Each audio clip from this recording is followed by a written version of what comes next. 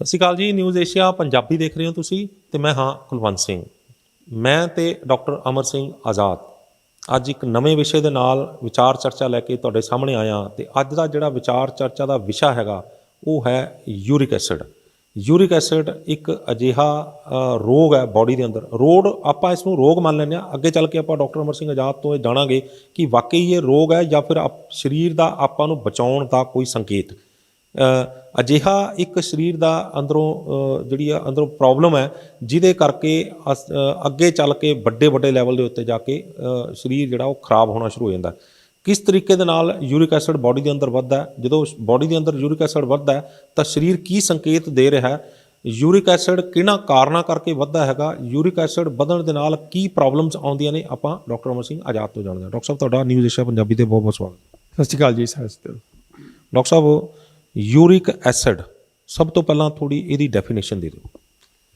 Uric acid ਇੱਕ ਉਹ compound ਹੈ ਜਿਹੜਾ ਉਹਦਾ ਪ੍ਰੋਟੀਨਸ ਜੋ ਟੁੱਟਦੇ ਆ ਸਰੀਰ 'ਚ, ਕਿਉਂਕਿ ਪ੍ਰੋਟੀਨਸ ਨੇ ਇਹ ਡਾਈਜੈਸਟ ਹੋਣੇ ਹੁੰਦੇ ਆ, ਟੁੱਟਣੇ ਹੁੰਦੇ ਆ ਬਾਹਰ ਨਿਕਲਣ ਵਾਸਤੇ। ਕਿਉਂਕਿ ਫालतू ਪ੍ਰੋਟੀਨ ਸਰੀਰ 'ਚ ਕਿਤੇ ਵੀ ਇਕੱਠੇ ਨਹੀਂ ਹੋ ਸਕਦੇ। ਕੋਈ ਸਿਸਟਮ ਨਹੀਂ ਹੈ ਸਰੀਰ ਕੋਲ ਕਿ ਫालतू ਦੇ ਪ੍ਰੋਟੀਨਾਂ ਨੂੰ ਸਾਂਭ ਕੇ ਰੱਖ ਲਵੇ।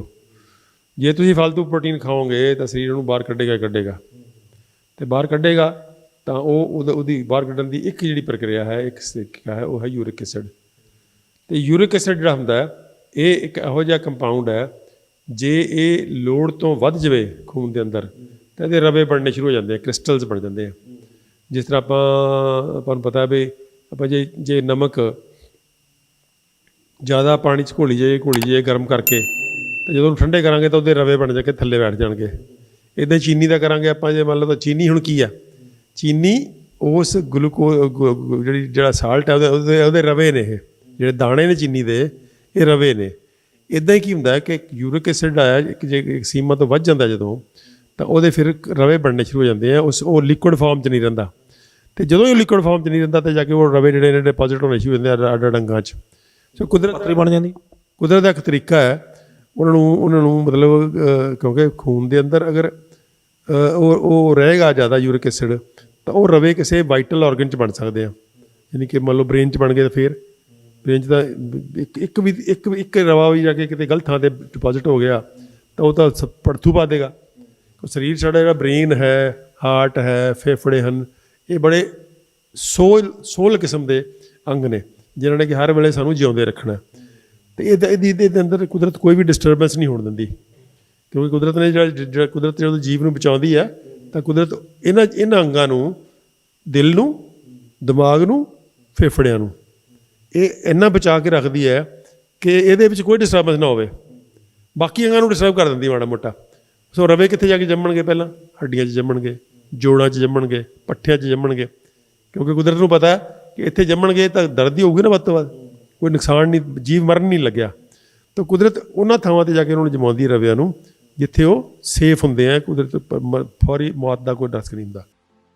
चंडीगढ़ में भारत का पहला इंटीग्रेटेड मेडिकल साइंसेज का हॉस्पिटल शुरू किया गया है, जिसका नाम हिम्स रखा गया है, hospital and institute of integrated medical sciences, जहां एलोपैथी, आयुर्वेद, होम्योपैथी, नेचुरोपैथी सब एक ही साथ पेशेंट को ठीक करने के उद्देश्य से काम करती है सारी पैथी। इसमें डॉक्टर विश्वरूप राय चौधरी, डॉक्टर अमर सिंह आजाद, डॉक्टर अवधेश पांडे, आचार्य मनीष, डॉक्टर खादर फली और इन सब की पूरी नॉलेज, ट्रेनिंग और एजुकेशन को यूज किया जा रहा है। लीवर फेल हो, किडनी खराब हो, हार्ट की प्रॉब्लम हो, जोड़ों का दर्द हो, ऑटो इम्यून डिजीज हो, स्टेज 4 कैंसर हो, कोई भी ऐसी बीमारी जो डॉक्टर ने आपको लाइलाज बताई हो या आपको कोई ऑपरेशन बताया हो, तो आप इस हॉस्पिटल हिम्स में संपर्क कर सकते हैं और बीमारी की जड़ पर काम कर सकते हैं। रहना, खाना, पीना सब अरेंजमेंट है।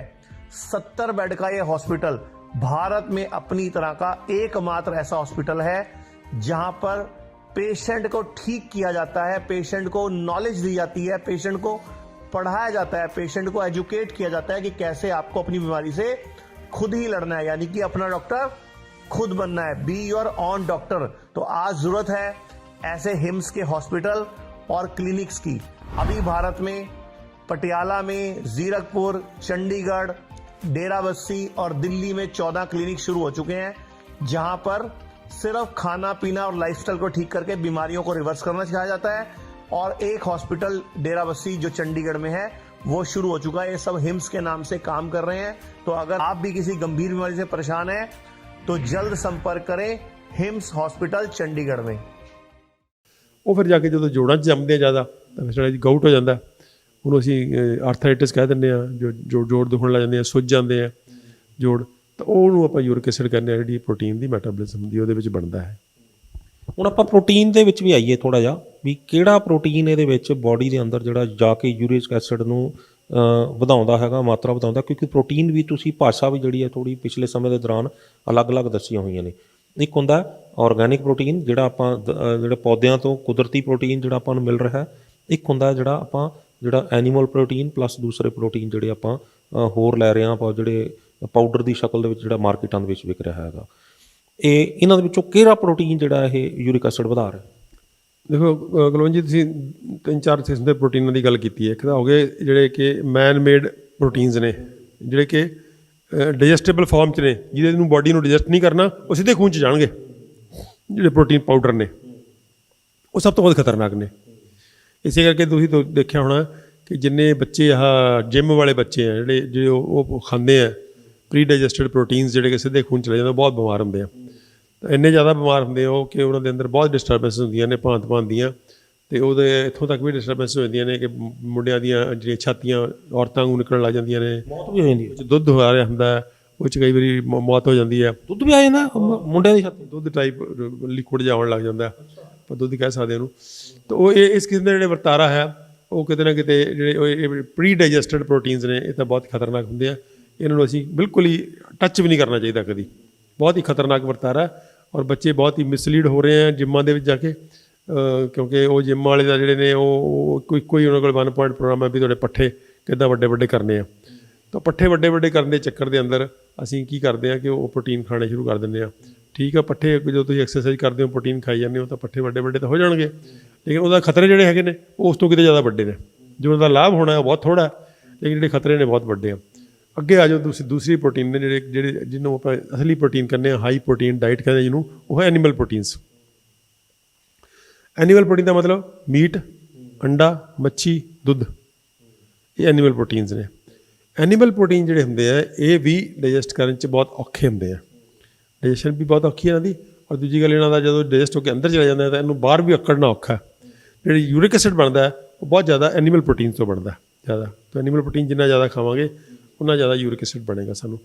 ਸੋ ਇਸ ਕਰਕੇ ਜਿਹੜਾ ਹੈ ਕਿਤੇ ਨਾ ਕਿਤੇ ਦੁੱਧ ਜ਼ਿਆਦਾ ਪੀਣਾ, ਜਾਂ ਦੁੱਧ ਦੇ ਪ੍ਰੋਡਕਟਸ ਜਿਵੇਂ ਲੱਸੀ, ਦਹੀਂ ਹੈ, ਜਾਂ ਪਨੀਰ ਹੈ। ਪਨੀਰ ਬਹੁਤ ਖਾਂਦੇ ਹੁਣ ਜਿੰਮ ਵਾਲੇ, ਪ੍ਰੋਟੀਨ ਧੜਾਧੜ ਪ੍ਰੋਟੀਨ ਖਾਈ ਜਾਂਦੇ ਆ, ਪਨੀਰ ਖਾਈ ਜਾਂਦੇ, ਅੰਡੇ 6 ਦਰਜਨ 2 ਦਰਜਨ ਅੰਡੇ ਐਵੇਂ। ਤਾਂ ਇਹ ਮਤਲਬ ਇੱਕ ਬਿਲਕੁਲ ਪਾਗਲਪਨ ਵਾਂਗੂ ਕੰਮ ਹੈ ਕਿ ਤੁਹਾਡੀ ਬਾਡੀ ਦਾ ਕੋਈ ਤੁਸੀਂ ਹਿਸਾਬ ਕਿਤਾਬ ਨਹੀਂ ਰੱਖ ਰਹੇ ਵੀ ਤੁਹਾਡੀ ਬਾਡੀ ਕਿੰਨਾ ਕੁ ਡਾਈਜੈਸਟ ਕਰ ਸਕਦੀ ਹੈ, ਕਿੰਨਾ ਕੁ ਸਿਮੂਲੇਟ ਕਰ ਸਕਦੀ ਆ। ਤੁਸੀਂ ਸਿਰਫ ਤੁਹਾਡੇ ਮਨ 'ਚ ਬੋਲੇ ਵਾਂਗੂ ਇੱਕੋ ਹੀ ਗੱਲ ਹੈ ਕਿ ਤੁਸੀਂ ਪੱਠੇ ਮੋਟੇ ਕਰਨੇ ਆ। ਤਾਂ ਉਹ ਜਿਹੜਾ ਐਨੀਮਲ ਪ੍ਰੋਟੀਨ ਦਾ ਵਰਤਾਰਾ ਉਹ ਕਿਤੇ ਨਾ ਕਿਤੇ ਉਹ ਵੀ ਖਤਰਨਾਕ ਹੈ ਬਹੁਤ। ਤਾਂ ਅਸੀਂ ਜਿਹੜਾ ਤੀਜੇ ਪ੍ਰੋਟੀਨ ਨੇ ਪਲਾਂਟ ਪ੍ਰੋਟੀਨਸ ਵੀ ਅੱਗੇ ਦੋ 'ਚ ਵੰਡ ਲੈਂਦੇ ਆਪਾਂ। ਇੱਕ ਨੇ ਜਿਹੜਾ ਕੁੱਕ ਕੀਤਾ ਹੋਇਆ ਫੂਡ ਹੈ, ਪੱਕਿਆ ਹੋਇਆ ਫੂਡ ਹੈ। ਇੱਕ ਹੈ ਅਨਕੁਕਡ ਫੂਡ। ਹੁਣ ਪੱਕੇ ਹੋਏ ਫੂਡ ਦੇ ਜਿਹੜੇ ਪ੍ਰੋਟੀਨਸ ਨੇ ਉਹ ਵੀ ਕਿਤੇ ਨਾ ਕਿਤੇ ਉਹ ਚੇਂਜ ਹੋ ਜਾਂਦੇ ਆ, ਉਹ ਵੀ ਬਾਡੀ 'ਚ ਘੁਸ ਜਾਂਦੇ ਆ, ਚਾਹੀਦੇ ਆ ਨਹੀਂ ਚਾਹੀਦੇ, ਅੰਦਰ ਉਹਨਾਂ ਇੱਕ ਵਾਰੀ ਖੂਨ ਚਲੇ ਜਾਣਾ। ਤਾਂ ਉਹ ਵੀ ਇੱਕ ਗਲਤ ਵਰਤਾਰਾ ਹੋ ਗਿਆ, ਕਿਉਂਕਿ ਫਿਰ ਜਦੋਂ ਅੰਦਰ ਚਲੇ ਗਏ ਤਾਂ ਲੋੜ ਹੈ ਨਹੀਂ, ਚਲੇ ਗਏ ਪਰ ਲੋੜ ਹੈ ਨਹੀਂ ਬਾਡੀ ਨੂੰ। ਬਾਡੀ ਕੀ ਕਰੇਗੀ ਫਿਰ? ਉਹਨੂੰ ਬਾਹਰ ਕੱਢੇਗੀ ਤਾਂ ਫਿਰ ਉਹ ਯੂਰਿਕ ਐਸਿਡ, ਯੂਰੀਆ, ਕ੍ਰੀਏਟਿਨ ਦੀ ਸ਼ਕਲ ਕੱਢੇਗੀ। ਫਿਰ ਲੋਡ ਜ਼ਿਆਦਾ ਪਏਗਾ। ਜਿੰਨਾ ਕੁ ਲੋਡ ਕਿਡਨੀ ਚੱਲ ਸਕੇਗੀ, ਬਾਕੀ ਨਹੀਂ ਤਾਂ ਉਹਨਾਂ ਦੇ ਲੈਵਲ ਵਧਣੇ ਸ਼ੁਰੂ ਹੋ ਜਾਣਗੇ ਫਿਰ। ਤਾਂ ਇਹ ਜਿਹੜਾ ਵਰਤਾਰਾ ਜਿਹੜੇ ਕੁਕਡ ਫੂਡ 'ਤੇ ਹੁੰਦਾ। ਅੱਗੇ ਆ ਗਿਆ ਲਾਸਟ ਜਿਹੜਾ ਰॉ ਫੂਡਸ, ਕੱਚੇ ਫਲ। ਕੁਲਵੰਤ ਜੀ, ਕੱਚੇ ਜਿਹੜੇ ਭੋਜਨ ਨੇ, ਇਹਨਾਂ ਦੀ ਬਹੁਤ ਬਿਊਟੀ ਇਹ ਹੈ ਕਿ ਕੱਚਾ ਭੋਜਨ ਜਦੋਂ ਹੁੰਦਾ ਤਾਂ ਉਹ ਬਹੁਤ ਵਾਈਜ਼ ਭੋਜਨ ਹੁੰਦਾ, ਬਹੁਤ ਸਿਆਣਾ ਭੋਜਨ ਹੁੰਦਾ। ਉਹ ਥੋੜ੍ਹੀ ਅੰਤਰੀਆਂ 'ਚ ਕੁਦਰਤ ਰੋਕ ਲੈਂਦੀ ਹੈ। ਜੇ ਤੁਹਾਨੂੰ ਨਹੀਂ ਚਾਹੀਦਾ ਤਾਂ ਕੁਦਰਤ ਨੂੰ ਕਹਿੰਦੇ ਉੱਥੇ ਪਿਆਰ ਹੈ। ਕੁਦਰਤ ਕੋਲੇ ਭਾਸ਼ਾ ਹੈਗੀ ਹੈ। ਕੁਦਰਤ ਦਾ ਅਤੇ ਕੱਚੇ ਭੋਜਨ ਦਾ ਆਪਸ 'ਚ ਇੱਕ ਇਕੁਏਸ਼ਨ ਬਣੀ ਹੋਈ ਹੈ, ਸੰਤੁਲਨ ਬਣਿਆ ਹੋਇਆ, ਤਾਲਮੇਲ ਬਣਿਆ ਹੋਇਆ ਕਿ ਕੁਦਰਤ ਦੇ ਅੰਦਰ ਤੁਸੀਂ ਮੰਨ ਲਓ ਕੱਚਾ ਭੋਜਨ, ਹਾਈ ਪ੍ਰੋਟੀਨ ਵੀ ਖਾ ਲਿਆ, ਕੱਚੇ ਸਪਰਾਊਟਸ ਖਾ ਲਏ ਤੁਸੀਂ, ਬਹੁਤ ਜ਼ਿਆਦਾ ਦਾਲਾਂ ਖਾ ਲਈਆਂ, ਤਾਂ ਤੁਹਾਡੀ ਬਾਡੀ ਡਾਈਜੈਸਟ ਹੀ ਨਹੀਂ ਕਰੇਗੀ। ਤੁਹਾਡਾ ਪੇਟ ਦੁਖਣ ਲੱਗ ਜਾਏਗਾ, ਤੁਹਾਨੂੰ ਪੋਟੀਆਂ ਲੱਗ ਜਾਣਗੀਆਂ, ਤੁਹਾਨੂੰ ਗੈਸ ਬਣ ਜਾਏਗੀ, ਤਾਂ ਤੁਹਾਡੀ ਅੰਤੜੀਆਂ 'ਚ ਹੀ ਜਿਹੜੇ ਪਹਿਲਾ ਡਿਫੈਂਸ ਹੈ ਜਿਹੜਾ ਤੁਹਾਡਾ ਰੋਂਗ ਫੂਡ ਜਦੋਂ ਖਾਂਦੇ ਹੋ ਤਾਂ ਜਿਹੜਾ ਪਹਿਲਾ ਡਿਫੈਂਸ ਲਾਈਨ ਹੈ ਉਹ ਹੈ ਤੁਹਾਡੀਆਂ ਅੰਤੜੀਆਂ। ਤੁਹਾਡੀਆਂ ਅੰਤੜੀਆਂ ਫਸਟ ਡਿਫੈਂਸ ਲਾਈਨ ਕੱਚੇ ਭੋਜਨ 'ਤੇ ਵਧੀਆ ਕੰਮ ਕਰਦੀਆਂ ਨੇ, ਪੱਕੇ ਭੋਜਨ 'ਤੇ ਵੀ ਕੰਮ ਨਹੀਂ ਕਰਦੀਆਂ, ਇੰਡਸਟਰੀਅਲ ਭੋਜਨ 'ਤੇ ਵੀ ਕੰਮ ਨਹੀਂ ਕਰਦੀਆਂ, ਐਨੀਮਲ ਭੋਜਨ ਵੀ ਜਿਹੜੇ ਨੇ ਨੈਚੁਰਲ ਫੂਡਸ ਨਹੀਂ ਹੈਗੇ ਉਹਨਾਂ 'ਤੇ ਵੀ ਕੰਮ ਨਹੀਂ ਕਰਦੀਆਂ। ਉਹ ਕ੍ਰਾਸ ਕਰ ਜਾਂਦਾ। ਜਿਹੜਾ ਫਸਟ ਲਾਈਨ ਆਫ ਡਿਫੈਂਸ ਹੈ ਉਹਨੂੰ ਧੋਖਾ ਦੇ ਕੇ ਅੰਦਰ ਲੰਘ ਜਾਂਦੇ ਹੋ। ਲੇਕਿਨ ਜਿਹੜਾ ਰॉ ਪਲਾਂਟ ਫੂਡ ਹੈ ਉਹ ਤਾਂ ਉਹਦਾ ਧੋਖਾ ਨਹੀਂ ਹੁੰਦਾ। ਉਹ ਧੋਖਾ ਇਸ ਕਰਕੇ ਨਹੀਂ ਹੁੰਦਾ ਕਿ ਕੁਦਰਤ ਨੇ ਹਜ਼ਾਰਾਂ ਲੱਖਾਂ ਸਾਲਾਂ ਤੋਂ ਉਹ ਸੰਤੁਲਨ ਬਣਾਇਆ ਹੋਇਆ, ਤਾਂ ਉਹਦਾ ਇੱਕ ਸਿਸਟਮ ਬਣਿਆ ਹੋਇਆ ਕਿ ਇਹਨੂੰ ਇੱਥੇ ਹੀ ਰੋਕ ਲਓ, ਅੱਗੇ ਜਾਣ ਹੀ ਨਾ ਦਿਓ। ਤਾਂ ਕੁਦਰਤ ਉੱਥੇ ਹੀ ਰੋਕ ਲੈਂਦੀ ਹੈ। ਤੁਹਾਨੂੰ ਇੱਕ ਲੈਟਨ ਵੱਧ ਆ ਜਾਏਗੀ, ਪੇਟ ਦੁਖ ਜਾਏਗਾ, ਉਲਟੀ ਆ ਜਾਏਗੀ, ਕੁਛ ਨਾ ਕੁਛ ਇੱਦਾਂ ਦਾ ਹੋ ਜਾਏਗਾ। ਜੇ ਤੁਸੀਂ ਜ਼ਿਆਦਾ ਕੱਚਾ ਭੋਜਨ ਖਾਓਗੇ, ਜਿਹੜਾ ਜਿੰਨਾ ਨਹੀਂ ਚਾਹੀਦਾ, ਜਿੰਨਾ ਚਾਹੀਦਾ ਉਹ ਸਰੀਰ ਹਜਮ ਕਰ ਲਏਗਾ, ਅੰਦਰ ਜਾਣ ਦੇਗਾ, ਜੇ ਨਹੀਂ ਚਾਹੀਦਾ ਤਾਂ ਉੱਥੇ ਹੀ ਰੋਕ ਲਏਗਾ। ਸੋ ਇਸ ਕਰਕੇ ਸਾਨੂੰ ਡਿਫਰੈਂਸ਼ੀਏਟ ਕਰਨਾ ਚਾਹੀਦਾ। ਉਹ ਪ੍ਰੋਟੀਨ ਜਿਹੜੇ ਕੱਚੇ ਭੋਜਨ 'ਚ ਨੇ, ਉਹ ਪ੍ਰੋਟੀਨ ਜਿਹੜੇ ਕੱਚੇ ਪਲਾਂਟ ਭੋਜਨ 'ਚ ਨੇ, ਪੌਦਿਆਂ ਦੇ ਭੋਜਨ 'ਚ ਨੇ, ਕੱਚੇ ਪੌਦੇ, ਫਿਰ ਆ ਗਏ ਪੱਕੇ ਪੌਦੇ, ਅੱਗ 'ਤੇ ਚੜ੍ਹੇ ਹੋਏ ਕੁੱਕ ਕੀਤੇ ਹੋਏ ਪੌਦੇ, ਫਿਰ ਆ ਗਏ ਥੋੜ੍ਹੇ ਐਨੀਮਲ ਪ੍ਰੋਟੀਨਸ, ਠੀਕ ਹੈ। ਸੋ ਇਹ ਫਿਰ ਆ ਗਏ ਤੁਹਾਡੇ ਇੰਡਸਟਰੀਅਲ ਪ੍ਰੋਟੀਨਸ, ਪ੍ਰੀ ਡਾਈਜੈਸਟਡ, ਜਿਹੜੇ ਕਿ ਆਲਰੇਡੀ ਡਾਈਜੈਸਟ ਹੋ ਚੁੱਕੇ ਆ। ਉਹਨਾਂ ਨੇ ਸਰੀਰ ਨੂੰ ਪਤਾ ਨਹੀਂ ਲੱਗਣ ਦੇਣਾ, ਚੁੱਪ ਕਰਕੇ ਅੰਦਰ ਘੁਸ ਜਾਣਾ ਸਿੱਧਾ ਹੀ। ਤਾਂ ਇਸ ਕਰਕੇ ਇਹ ਸਾਰੇ ਭੋਜਨ ਜਿਹੜੇ ਨੇ ਸਾਨੂੰ ਕਹਿਣ ਨੂੰ ਤਾਂ ਖਾਣਾ ਹੀ ਆ, ਆਪਾਂ ਕਹਿੰਦੇ ਸਭ ਨੂੰ ਖਾਣਾ ਹੀ ਆ, ਲੇਕਿਨ ਇਹ ਸਾਨੂੰ ਯਾਦ ਰੱਖਣਾ ਚਾਹੀਦਾ ਕਿ ਸਾਰੇ ਖਾਣੇ ਇੱਕ ਬਰਾਬਰ ਨਹੀਂ ਹੈਗੇ। ਹਰ ਖਾਣੇ ਦਾ ਆਪਣਾ ਗੁਣ ਹੈ, ਔਰ ਗੁਣਾਤਮਕ ਤੌਰ 'ਤੇ ਸਭ ਤੋਂ ਵਧੀਆ ਹੁੰਦੇ ਕੱਚੇ ਭੋਜਨ। ਨੰਬਰ 2 'ਤੇ ਪਲਾਂਟ ਦੇ ਜਿਹੜੇ ਪੱਕੇ ਭੋਜਨ ਨੇ ਉਹ ਵੀ ਧੱਕੇ ਨਾਲ ਕੁੱਕਰ 'ਚ ਬਣਿਆ ਹੋਇਆ ਭੋਜਨ ਹੋਊਗਾ ਤਾਂ ਉਹ ਹੋਰ ਧੋਖਾ ਕਰੇਗਾ, ਕਿਉਂਕਿ ਟੁੱਟ ਗਿਆ। ਉਹ ਜਿਹੜਾ ਸਲੋ ਅੱਗ 'ਤੇ ਬਣਿਆ ਹੋਇਆ ਭੋਜਨ ਹੋਏਗਾ ਉਹਦੇ ਅੰਦਰ ਫਿਰ ਉਹ ਵਿਜ਼ਡਮ ਬਚੀ ਰਹਿ ਜਾਏਗੀ। ਮਤਲਬ ਤੁਸੀਂ ਦਾਲ ਜਿਹੜੀ ਹੈ, ਜਿਵੇਂ ਆਪਣੇ ਗੁਰਦੁਆਰਾ ਸਾਹਿਬ 'ਚ ਲੰਗਰ 'ਚ ਬਣਦੀ ਹੈ, ਵੱਡੇ ਸਾਰੇ ਦੇਗਚੇ 'ਚ ਹੌਲੀ ਹੌਲੀ ਅੱਗ 'ਤੇ ਉਹ ਬਣੀ ਜਾਂਦੀ, ਉਹ ਦਾਲ ਦੇ ਅੰਦਰ ਜਿਹੜੇ ਪ੍ਰੋਟੀਨ ਨੇ ਉਹਨਾਂ 'ਚ ਉਹ ਵਿਜ਼ਡਮ ਫਿਰ ਵੀ ਬਚ ਜਾਏਗੀ। ਲੇਕਿਨ ਜੇ ਤੁਸੀਂ ਕੁੱਕਰ 'ਚ ਬਣਾਓਗੇ ਤਾਂ ਕੁੱਕਰ ਦੇ ਅੰਦਰ ਉਹ ਵਿਜ਼ਡਮ ਹੋਰ ਖਰਾਬ ਹੋ ਜਾਏਗੀ, ਕਿਉਂਕਿ ਕੁੱਕਰ 'ਚ ਫੂਡ ਟੁੱਟ ਜਾਏਗਾ, ਇਸ ਢੰਗ ਨਾਲ ਟੁੱਟ ਜਾਏਗਾ ਕਿ ਧੱਕੇ ਨਾਲ ਵੜ ਜਾਏਗਾ ਖੂਨ 'ਚ, ਜੇ ਚਾਹੀਦਾ ਤਾਂ ਨਹੀਂ ਚਾਹੀਦਾ। ਤਾਂ ਜਿਹੜੀ ਕੁਦਰਤ ਦੀ ਸਿਆਣਪ ਹੈ ਉਹਨੂੰ ਉਹ ਬਾਈਪਾਸ ਕਰ ਜਾਂਦਾ, ਉਹਨੂੰ ਧੋਖਾ ਦੇ ਜਾਂਦਾ। ਇਸ ਕਰਕੇ ਆਪਾਂ ਨੂੰ ਇਸ ਹਮੇਸ਼ਾ ਯਾਦ ਰੱਖਣਾ ਚਾਹੀਦਾ ਕਿ ਪਹਿਲੀ ਗੱਲ ਤਾਂ ਪਲਾਂਟ ਫੂਡ ਖਾਣਾ, ਦੂਜੀ ਗੱਲ ਪਲਾਂਟ ਫੂਡ ਤੋਂ ਰॉ ਪਲਾਂਟ ਫੂਡ ਖਾਣਾ। ਜਿਹੜੇ ਕੁੱਕਡ ਫੂਡ ਖਾਣਾ ਵੀ ਹੈ ਉਹ ਨੈਚੁਰਲੀ ਕੁੱਕਡ ਹੋਵੇ। ਉਹ ਕੁੱਕਰ ਦਾ ਕੁੱਕ ਜਿਹੜਾ ਉਹ ਧੋਖਾ ਹੈ। ਸੋਲਰ ਕੁੱਕਰ ਚੱਲੇਗਾ? ਸੋਲਰ ਕੁੱਕਰ ਤਾਂ ਉਹਦੇ ਹਾਰੇ ਵਾਂਗੂ ਹੀ ਹੈ। ਸੋਲਰ ਕੁੱਕਰ ਦਾ ਨਾ ਹੀ ਕੁੱਕਰ ਹੈ, ਉਹਦੇ ਅੰਦਰ ਪ੍ਰੈਸ਼ਰ ਨਹੀਂ ਨਾ ਹੈਗਾ। ਸੋਲਰ ਕੁੱਕਰ ਤਾਂ ਬਿਲਕੁਲ ਸਾਡਾ ਮਾਡਰਨ ਹਾਰਾ ਹੈ, ਬਹੁਤ ਹੀ ਕਮਾਲ ਦਾ, ਜਿਹੜਾ ਕਸਬਾ ਦਾ ਪਪੂਲਰ ਨਹੀਂ ਹੋ ਰਿਹਾ, ਪਤਾ ਨਹੀਂ ਮੈਨੂੰ ਕਿਉਂ ਨਹੀਂ ਹੋ ਰਿਹਾ। ਜਿਹੜਾ ਸੋਲਰ ਕੁੱਕਰ ਜਿਹੜਾ ਸਾਡਾ ਪੁਰਾਣਾ ਪਾਥੀਆਂ ਵਾਲਾ ਹਾਰਾ ਹੁੰਦਾ ਸੀ ਨਾ, ਉਹ ਹੈ। ਤਾਂ ਉਹ ਇਸ ਕਰਕੇ ਉਹਨੂੰ ਸਾਨੂੰ ਅੱਜ ਕੱਲ੍ਹ ਪਪੂਲਰਾਈਜ਼ ਕਰਨਾ ਚਾਹੀਦਾ। ਸੋਲਰ ਕੁੱਕਰ ਦੇ ਅੰਦਰ ਬਹੁਤ ਸਲੋ ਅੱਗ 'ਤੇ ਖਾਣਾ ਬਣਦਾ ਔਰ ਬਹੁਤ ਸਵਾਦ ਵੀ ਬਣਦਾ, ਟੇਸਟੀ ਵੀ ਬਹੁਤ ਬਣਦਾ। ਔਰ ਦੂਜੀ ਗੱਲ ਹੈਗਾ ਕਿ ਉਹ ਨੈਚੁਰਲੀ ਫੂਡ ਕੁੱਕ ਹੁੰਦਾ, ਸਲੋ। ਸਨਲਾਈਟ ਜਿਹੜੀ ਸਭ ਤੋਂ ਵੱਡੀ ਗੱਲ ਹੈ ਉਹਦੇ 'ਚ ਆ ਰਹੀ ਹੈ, ਊਰਜਾ ਜਿਹੜੀ ਪਰਮਾਤਮਾ ਦੀ ਊਰਜਾ ਨੂੰ ਅਬਜ਼ਰਵ ਕਰਕੇ ਬਣਦਾ।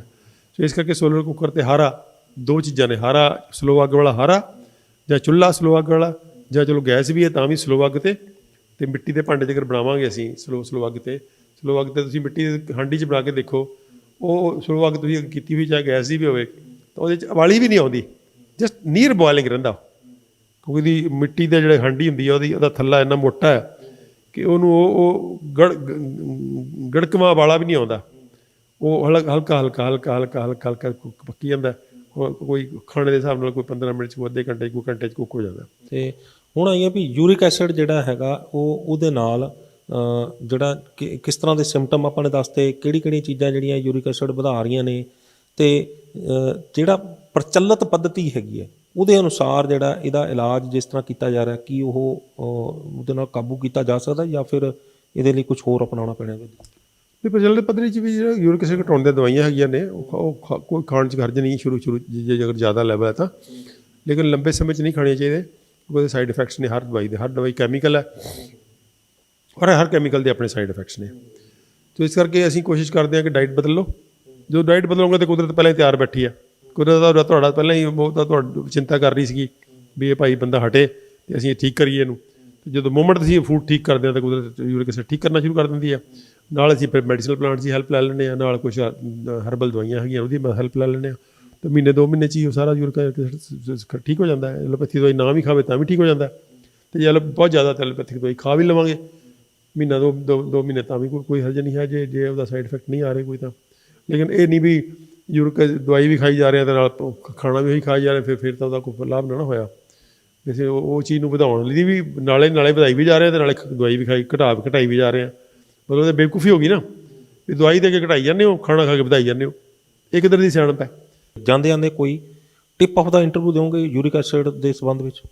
ਪਰ ਟਿਪ ਆਫ ਦਾ ਇੰਟਰਵਿਊ ਇਹੀ ਹੈ ਵੀ ਜਿਹੜੀ ਹਾਈ ਪ੍ਰੋਟੀਨ ਵਾਲੀ ਆਪਣੇ ਦਿਮਾਗ 'ਚ ਆਪਣੇ ਫਤੂਰ ਬਣਿਆ ਹੋਇਆ ਨਾ, ਉਹਨੂੰ ਆਪਾਂ ਕੱਢੀਏ, ਕਿਉਂਕਿ ਇਸ ਵਿਗਿਆਨ ਨੇ ਸਿੱਧ ਕਰ ਦਿੱਤਾ ਕਿ ਹਾਈ ਪ੍ਰੋਟੀਨ ਡਾਈਟ ਖਾਣੀ ਖਤਰਨਾਕ ਹੈ। ਹਾਈ ਪ੍ਰੋਟੀਨ ਭੁੱਲ ਹੀ ਜਾਈਏ ਆਪਾਂ, ਹਾਈ ਪ੍ਰੋਟੀਨ ਡਾਈਟ ਖਾਣੀ ਹੈ ਤਾਂ ਹਾਈ ਪ੍ਰੋਟੀਨ ਡਾਈਟ ਜਿਹੜੀ ਹੁੰਦੀ ਹੈ ਐਨੀਮਲ ਫੂਡਸ।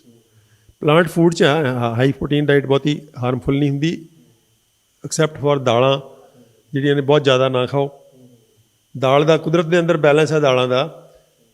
ਕੁਦਰਤ ਜੇ ਤੁਸੀਂ ਪੌਦੇ ਟਰੇਸ ਕਰੋ ਤਾਂ ਜੇ 100 ਪੌਦਾ ਗਿਣ ਲਈਏ ਅਸੀਂ, ਰੈਂਡਮ ਪੁੱਟ ਲਈਏ 100 ਪੌਦਾ ਕੁਦਰਤ 'ਚੋਂ ਕਿਤੇ ਜੰਗਲ 'ਚੋਂ, ਤਾਂ 80 ਪੌਦੇ ਹੋਣਗੇ ਜਿਹੜੇ ਅਨਾਜ ਟਾਈਪ ਨੇ ਅਤੇ 20 ਪੌਦੇ ਹੋਣਗੇ ਦਾਲਾਂ ਟਾਈਪ ਨੇ। 2 ਦਲੇ ਹੁੰਦੇ, ਉਹ 2 ਦਲੇ ਉਹ 1 ਦਲੇ ਆ। ਮੋਨੋਕਾਟਾਇਲੇਟਸ ਡਾਈਕਾਟਾਇਲੇਟ ਦਾਲਾਂ ਨਹੀਂ ਹੁੰਦੀਆਂ, 2 ਦਲੇ ਹੁੰਦੇ ਆ, ਯਾਨੀ ਕਿ ਉਹਦੇ ਨਾਲ ਦੋ ਹਾਫ ਹੁੰਦੇ ਆ। ਤਾਂ 80-20 ਦੀ ਰੇਸ਼ੋ ਹੈ, ਅਤੇ ਇਸੇ ਰੇਸ਼ੋ 'ਚ ਆਪਾਂ ਨੂੰ ਦਾਲ ਖਾਣੀ ਚਾਹੀਦੀ ਹੈ। ਜੇ ਆਪਾਂ 80 ਗ੍ਰਾਮ ਅਨਾਜ ਖਾ ਰਹੇ ਹਾਂ ਤਾਂ ਦਾਲ 20 ਗ੍ਰਾਮ ਹੋਣੀ ਚਾਹੀਦੀ ਬਸ। ਦਾਲਾਂ ਐਕਸੈਸਿਵ ਨਹੀਂ ਖਾਣੀਆਂ ਚਾਹੀਦੀਆਂ, ਐਕਸੈਸਿਵ ਦਾਲਾਂ ਬਹੁਤ ਖਰਾਬ ਕਰਦੀਆਂ ਨੇ। ਤਾਂ ਬਾਕੀ ਜਿਹੜੇ ਐਨੀਮਲ ਪ੍ਰੋਟੀਨ ਤਾਂ ਖਰਾਬ ਕਰਦੇ ਨੇ। ਐਨੀਮਲ ਪ੍ਰੋਟੀਨ ਬਹੁਤ ਸੰਭਲ ਕੇ ਖਾਣੇ ਚਾਹੀਦੇ ਆ, ਥੋੜ੍ਹੇ ਖਾਓ ਨਾ ਖਾਓ। ਔਰ ਅੱਜ ਦਾ ਜਿਹੜਾ ਇੰਡਸਟਰੀ ਐਨੀਮਲ ਫੂਡ ਹੈ ਉਹ ਵੈਸੇ ਵੀ ਬਹੁਤ ਕੈਮੀਕਲ ਮੇਡ ਹੈ, ਨੈਚੁਰਲ ਨਹੀਂ ਹੈ, ਇਸ ਕਰਕੇ ਉਹ ਡਬਲੀ ਖਤਰਨਾਕ ਹੋ ਗਿਆ ਹੋਇਆ। ਇੱਕ ਤਾਂ ਉਹਦੇ ਪ੍ਰੋਟੀਨਸ ਵੀ ਐਕਸੈਸਿਵ ਜਿਹੜੇ ਨੇ ਖਰਾਬ ਕਰਦੇ ਆ, ਦੂਜੀ ਗੱਲ ਜਿਸ ਢੰਗ ਨਾਲ ਪੈਦਾ ਕੀਤੇ ਜਾ ਰਹੇ ਆ, ਚਾਹੇ ਉਹ ਮੀਟ ਹੈ, ਚਾਹੇ ਉਹ ਦੁੱਧ ਹੈ, ਚਾਹੇ ਉਹ ਅੰਡੇ ਨੇ, ਉਹ ਇੰਨਾ ਇੰਡਸਟਰੀਅਲ ਮੈਥਡ ਹੋ ਗਿਆ ਕਿ ਉਹਦੇ ਅੰਦਰ ਜ਼ਹਿਰ ਬਹੁਤ ਜ਼ਿਆਦਾ ਨੇ, ਟੌਕਸਿਨਸ ਬਹੁਤ ਜ਼ਿਆਦਾ ਨੇ, ਉਹਦੇ ਕੈਮੀਕਲਸ ਬਹੁਤ ਜ਼ਿਆਦਾ ਨੇ।